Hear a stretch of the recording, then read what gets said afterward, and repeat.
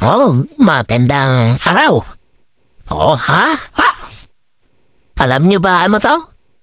Ay, iba iniisip niyo. Oh, para saan daw to, be? Ay, iba-iba inisip niyo. Kayo, ha? Marumi mga isip niyo, ha? Ito, panukurin niyo na lang. Ano ang gagawin ko? Hindi lang to para sa ano. Kayo na bahala. Basta ito ang gagawin ko. Panukurin niyo na lang.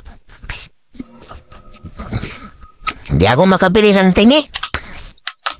Kaya bumili ako nito isang buo. Lagay ko na lang sa wallet, pampaswerte daw to eh. To, isa na ang gagamitin to. Pero, akala nyo panoorin nyo na lang kung paano kong gagawin to. Ito na, gagawin ko na to. Yan o. Oha. Tutuksa. Tapos, ay, ganyan o. Hops, paano ko ba?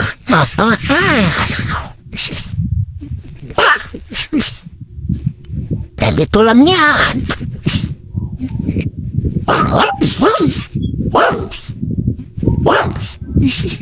Oh, ay.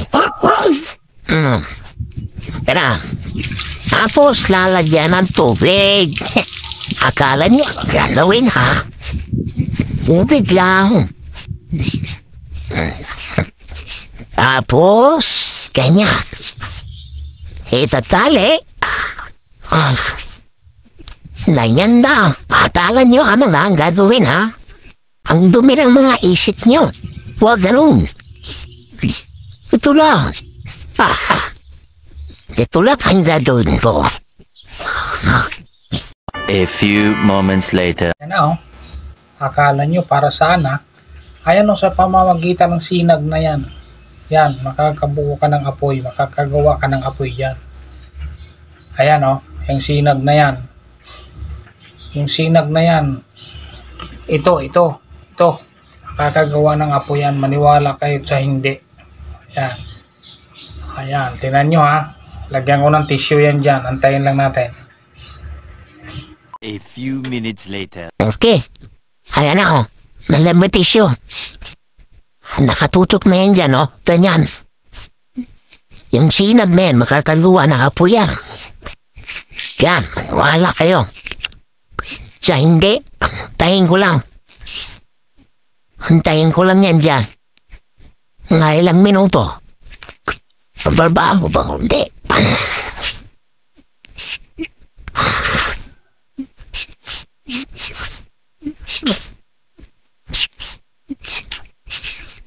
Yan yan tutup na. Okay. Tanong ko lang, nakatutok lang yan dyan. Payungan ko lang ang silipon. Kasi baka silipon ko masutong.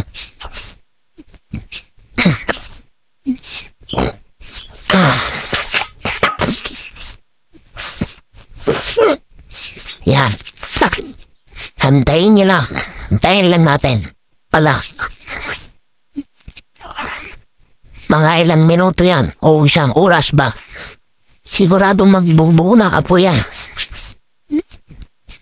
Magdahan-dahan yan. Yan. Sinag na yan. Sigurado nga apoy. Hintayin ko lang. Ay. Ilang minuto lang. Isang oras kaya. Sigurado yan. Yan nakatutok lang yan dyan. Apoy yan. Maya-maya. Tayin ko lang. Manood lang tayo. Kung totoo ba at hindi yung sinasabi ko. Yan panoorin lang natin.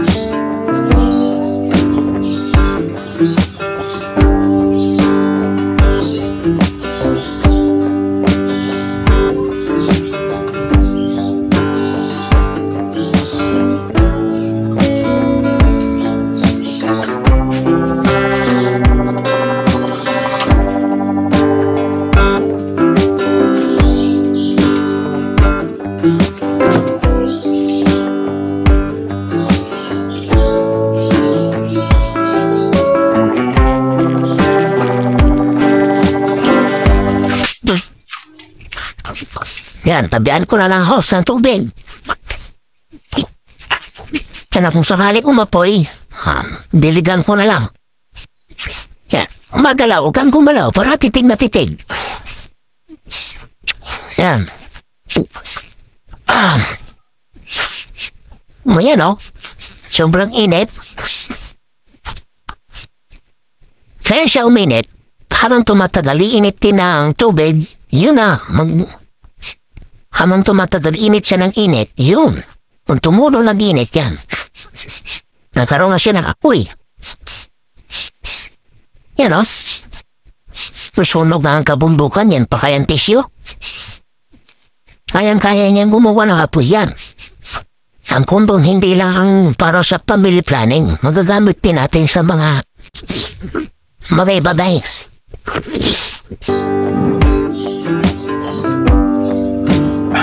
Yan o. Lapit na yan.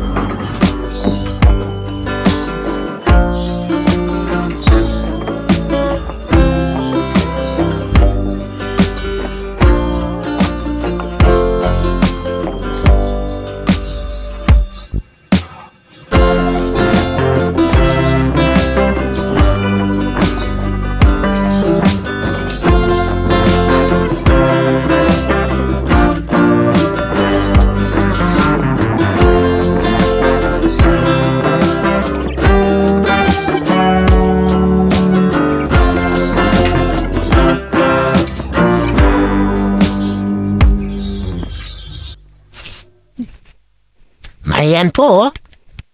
Yan, malapit na yan. Malapit lang umupo yan. Ha? Kita niyo yan? Tutok na tutok yung apoy dyan. Malapit na yung apoy. Tingnan niyo yan. Ha? Panoorin niyo lang. Kunting minuto na lang yan. Apoy na yan. 2,000 years later. Yan o. Ha? Apoy na o. Dahan-dahan na siyang umapoy. Ganyan lang, tutukan mo lang ng yan. Kala niyo kundub lang yan. Kundub lang ang gamit ko dyan. Pero yan. Yan. Dahan-dahan na siyang umapoy Dahil lang sa kundub, makakagawa ka ng apoy. Yan o. Akala niyo lang, hindi lang lahat. Para sa ang kondom gamitin. Ayan dahan-dahan siyang umapoy. Diba? Tinaganan ko lang ba ito? Baka alip pa din ang hangin. Ayan kita niyo yan? Tinanti siyang umapoy. Dahil lang sa kondom at saka sa sinag ng araw. Akayo nyo na namang maniwala. Science yan. Okay.